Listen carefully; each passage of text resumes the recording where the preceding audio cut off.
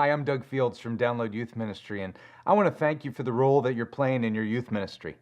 I've been doing youth ministry for a long time, and it's amazing to me how a teenager's life can be changed by such a simple act from a caring adult like yourself. You see, my own story goes back to when I felt called into youth ministry, and I was only a high school student. There were a few adults that were hanging around my youth group who were just so kind to me, and it wasn't that they were just nice. They actually spoke words of truth into me, and these words altered the course of my life and who I am today because of actually youth workers just like yourself. It certainly wasn't just the paid youth pastor at my church. It was the incredible team of volunteers who surrounded him and invested in our ministry. And it's interesting that over 40 years later, I still remember their names, I can see their faces, and I can actually even recall the words that shaped me. They were the people that I wanted to be like. And I'll give you some specific examples. I remember Pam Sears telling me that I was a good leader and I had lots of potential to help other people out. I remember Gary Linhart pulling me aside and saying that he noticed that I was good at greeting visitors. And I think he noticed because he was also good at that too. I remember Mike Driggs asking me to give a short talk to his junior high group, and then afterwards he told me that I was a really good speaker. And from that day on, I began to think more about what would it mean to speak. I remember Mrs. Jameson, and she was the only volunteer I didn't call by her first name because she was really, really old. She was like, in her early 40s. And she told me that she saw me being a pastor someday. And I remember the exact words of my youth pastor. Jim Burns said, "Doug, you have the ability to be either a juvenile delinquent or a world-changing youth pastor, and I hope you make the right choice." And, here I am years later. And aside from, a few years at a detention camp in Montana, I turned out all right. But who I am today is really a combination of the words that were spoken into me as a teenager. And I want you to listen to this very carefully. You have the potential to shape a teenager's life forever simply by the power of your words. I mean, did you realize that? Because sometimes in events and activities, and we're trying to corral kids at small group, we actually forget that intentional nudges right now might change their life forever in the future. See, in youth ministry, there are just so many things that fight for our attention, planning that next event or getting the small group lesson ready or loading up on XXX bottles of 5-hour energy drink just to try to match the average 8th grader's enthusiasm. I swear junior hires are on drugs, and it actually makes me want to be on them when I work with them. But here's my point. It takes a lot to be in youth ministry. And so often we define our success by how well the event went or how many kids attended. However, in my time working with students, I've discovered that these events, they're not really what kids remember. I mean, think about this in your own life. If you went to church as a teenager, how many of your youth workers' messages and talks do you really remember? I mean, seriously, think about it, and I'll wait. Okay, my guess is you maybe remember one or two. Maybe if you were there in junior high and high school, you heard hundreds of messages and maybe you remember 1% of them. And for those of us who teach regularly, that's actually kind of a depressing thought. But what if I asked you to name a time where a youth worker actually stopped and engaged with you, had a conversation with you and encouraged you or told you that you were good enough at something? Well, those are the moments that we remember. And as youth workers, we spend so much time planning Bible studies and hunting for new relevant curriculum and playing creative games and designing methods for, remembering names. But in the long run, all of that stuff, it pales in comparison to the power of an encouraging word that is spoken into the life of a teenager at just the right time. What if?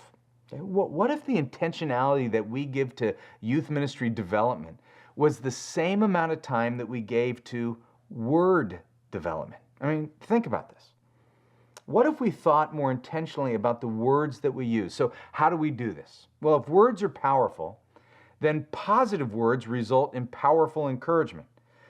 And every student, every teen, well, just about every person I know is dying for encouragement. In all my years of youth ministry, I've never met a teenager who said, "Doug, you got to stop encouraging me, please. I've had it up to here with all that encouragement and the positive words."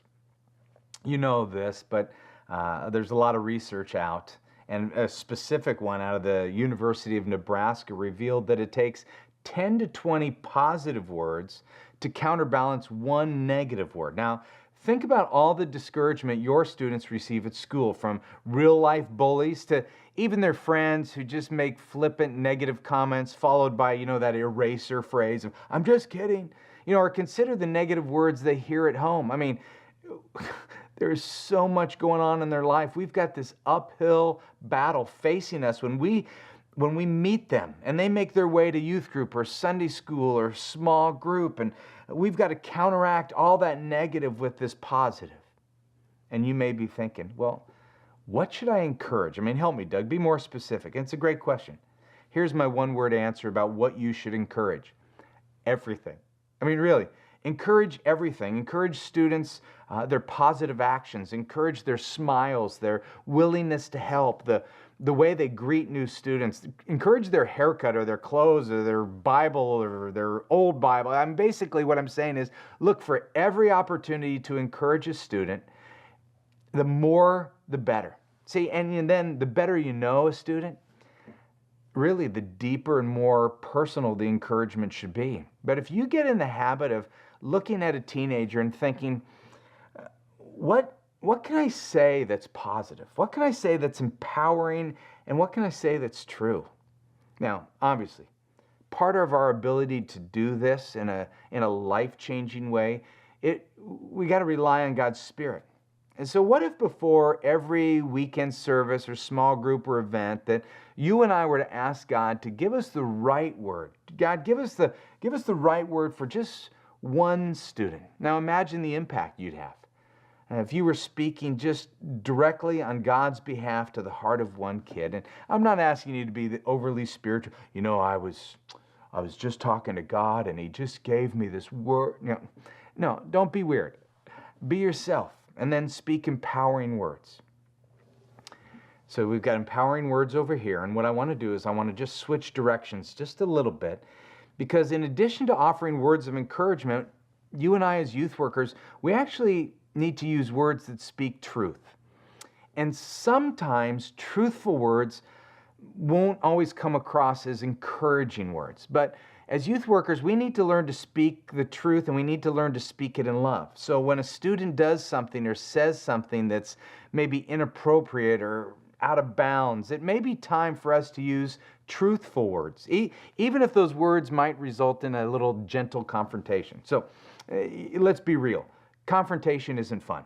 I don't know anyone who enjoys confrontation, maybe a few psychos that I've worked with in the past, but speaking words of truth, they can actually be an important act of kindness or discipleship. It's vital for their spiritual development. And these words of confrontation should happen with an attitude of grace and a position of truth. So grace says, I love you, where truth says, you're being inappropriate. And when we combine them together, they can be powerful. And see, I've discovered that, a lot of leaders, they would rather not say anything. They'd rather do the silent treatment. They hope that the negative behavior is going to go away before the need for truthful or directive words. But it doesn't happen like that. And I want to tell you that when confrontation is done with an attitude of grace and truth, it does lead to powerful results. Sometimes the truth does hurt. But when it's done with wisdom and sensitivity and love, it can actually influence a life as much as encouragement. All right, that's a lot to take in, a lot to think about. And so I want to challenge you this week, okay? This week, let's go specific. Look for ways that you can use words of encouragement and words that speak truth with grace and love.